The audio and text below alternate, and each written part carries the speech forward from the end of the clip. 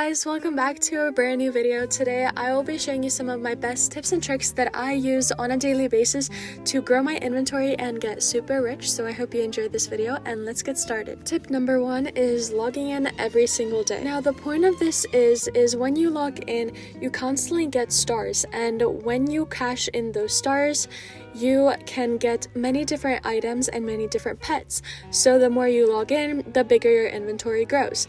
And lots of people like to make neon whales or neon Pomeranian dogs, so it's definitely in your best interest to log in every day and collect some of those pets, because later on you can trade them. Step 2 would be buying eggs and hatching them every single time, because not only do you earn money from it, which is definitely benefiting you, you also get to grow your inventory with many different pets. This makes it easier to make neons, and even though it is kind of hard to hatch legendaries, if you buy around 10 eggs, you will most likely get at least one legendary pet, and you could find a person that's looking for it.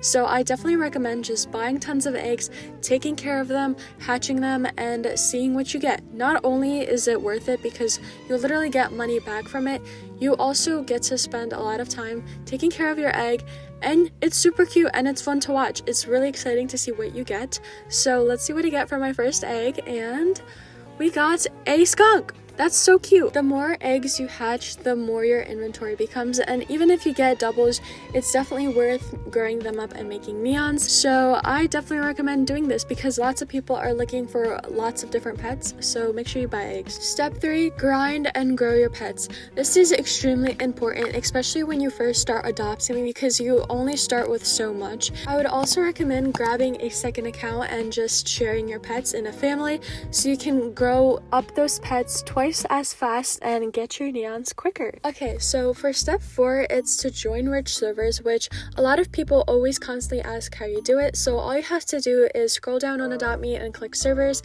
and then pick any of the full servers. Usually they are all super rich. I just click on a random one and then you wait, and that's how you get in. Step 5, do common to legendary challenges. Now these might seem like they take forever and they're really hard, but they're totally worth it because you start off with a common dog, cat, whatever, and you can literally get super kind people and literally go from like an common to like an ultra rare. Okay, for step 6, you want to save and collect pets that go out of game. This is a little bit harder and it takes some time, but it's definitely worth it. Having Aussie eggs or dinosaur eggs or Christmas eggs saved my inventory so much because they are higher up in value now that they're gone, and they've been gone for a while, so lots and lots of people want them. Step 7, grow up your pets and make them neon. I cannot exaggerate how important this is because nobody wants to grow up pets.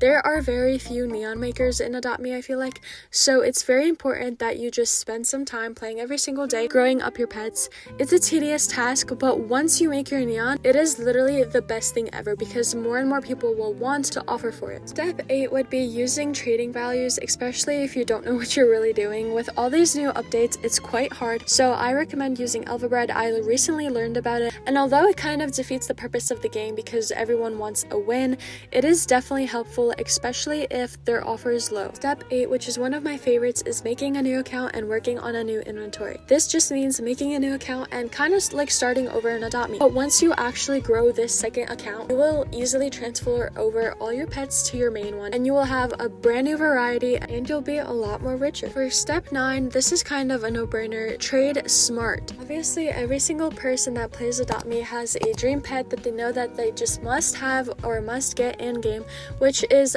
totally understandable, and I understand why you might want to overpay for that, and that's perfectly okay. But otherwise, try not to overpay for traits. Try to get big wins or at least fair enough traits. If you are going to downgrade, make sure they are very easily traded and they're higher up in values so that more and more people want them. For example, giraffes are easier to trade than parrots because they just have more of a demand.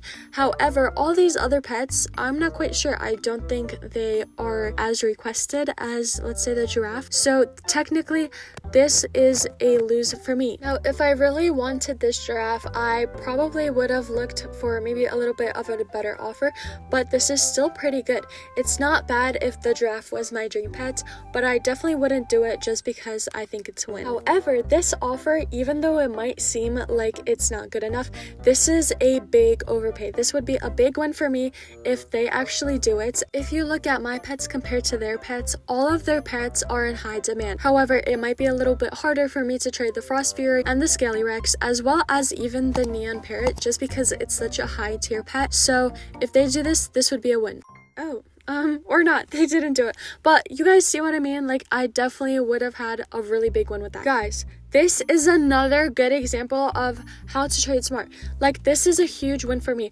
Although these ice, whatever these are really in high demand, this elephant is like 20 points over than my thing, especially if you check like trading values.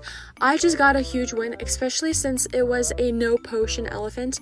That was absolutely crazy. That was a big win for me, and now I can easily trade it for something better, for something higher, and get even better offers and better wins. This person asked to offer for my neon turtle, and although they are just a tad bit over, I feel like I still wouldn't do this because it's just not the pets that I'm looking for. I know this could be basically a win for me, especially since they're going to change their pets.